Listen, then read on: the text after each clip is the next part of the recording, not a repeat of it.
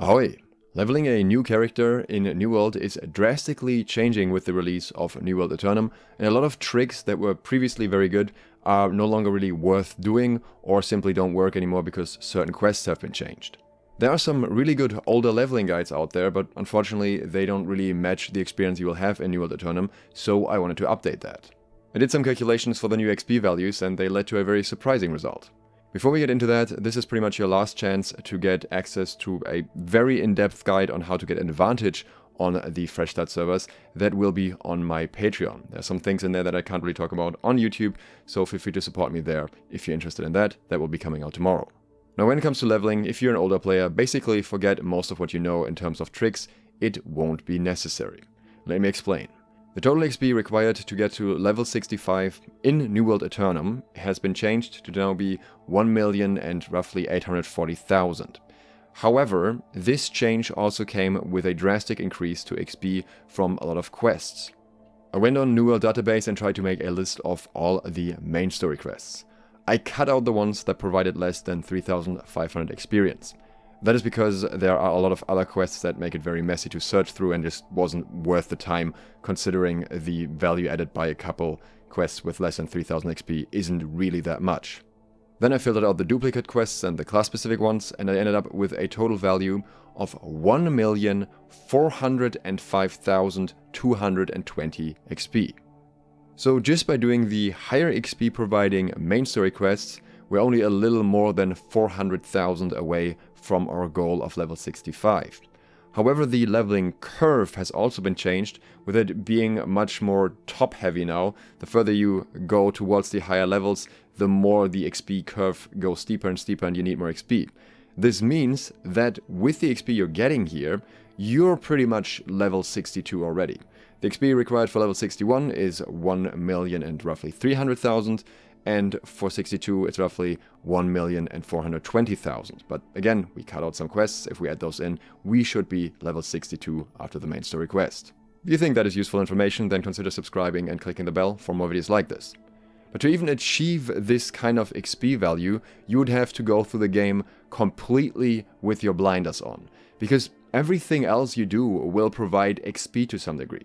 Often there are side quests pretty much right next to the main story quest that are intended to be done along the way, which will already provide you with extra XP and often also some nice extra gear.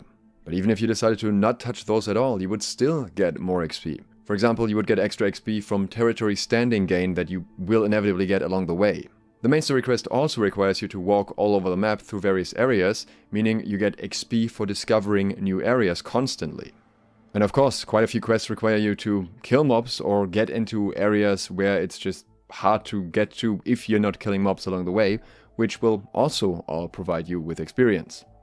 Along with that, you can find lore notes along the way, which are super easy to pick up. You don't even have to read them. You can just use the secondary interact button to instantly have them as read and just get the XP from them. That's just a nice bonus on top as well. Other quests that you will very likely do along the way are mount quests, as well as faction quests to some degree, maybe some faction missions as well, to progress to your next faction rank. There's a side quest for heart runes that you're likely going to do to get one of those. There are area quests, area events that are just temporarily popping up that you can kind of just do as you walk through them. There are also various PvP related activities, though I'm not entirely sure how much XP they provide because I do most of my PvP on max level. Not really sure, for example, an influence race will level you. But outside of that, it is likely that at some point you, for example, want to engage with the gathering system, which again is also an avenue for experience. You can probably see what I'm getting at here at this point. Optimizing your leveling for specific side quests and so on likely is not worth it because you're getting so much XP that by the time you've done the whole main story quest, you're probably either already level 65 depending on how much you did on the side or almost there. And if you're just almost there and you don't want to do any gathering, then you can also easily get the rest by just grinding certain mobs for specific items that you're after, which you will have to do sooner or later anyways. And that of course begs the question, is there even anything that is worth doing along the way that is not part of the main story quest? And there are in fact a few things that I would recommend doing even if you're just after quick leveling. The first one is the side quest Grisly Neighbors, which you get from Holt Hutchinson in Brightwood, very close to the town. The reward for this is a skinning knife called Beartooth, which not only comes with skinning efficiency for more speed and skinning yield for more resources, but also earth alignment, which gives you extra earth modes, something that you typically get much later in the game. Considering it's just a quick side quest to kill some bears and it's completely free, this can very nicely bridge the gap until you want to spend more on better tools. The other quest is Story of the Stones by Architect Na Lee. The reward for this is the Ancient Mining Pick, which comes with Mining Yield, Prospector's Discipline, and SLOTH Extraction, which is just a nice all-rounder, and once again it's free and easy to do. In Brimstone Sands you want to do the Secrets of the Heart Gem quest, which is the Heart Rune Unlock quest. It's technically a main story quest anyways, but it branches off from the other path, so make sure to grab that. And speaking of Brimstone Sands, this is also where you generally want to start looking out for side quests, because some of them might provide you with useful rewards. For example, one of those quests would be Honoring the 19th. Here you can get a pretty decent greatsword called Blade of the 19th. And once you're ready for Brimstone, you should also have a look at the map for the Silver Crows bases. This is the seasonal quest, which is not being continued this season, but as far as we can tell from the World database, it should still be available.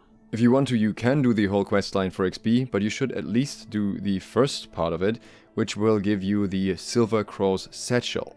This is a bag that comes with lasting consumption and probably one of the cheapest and easiest ways to get that perk.